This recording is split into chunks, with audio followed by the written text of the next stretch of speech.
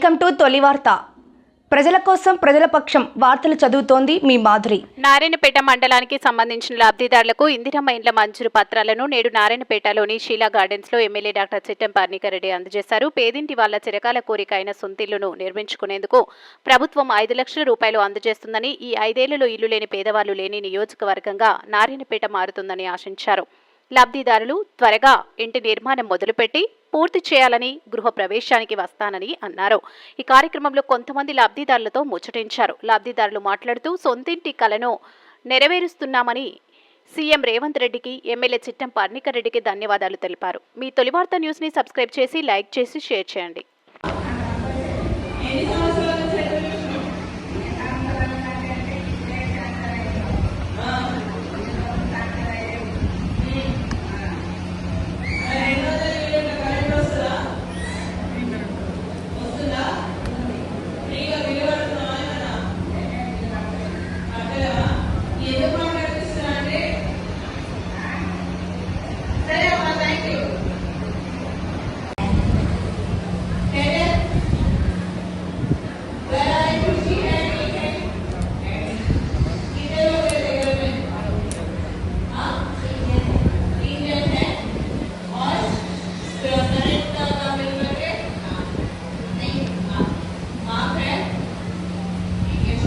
खुशी है।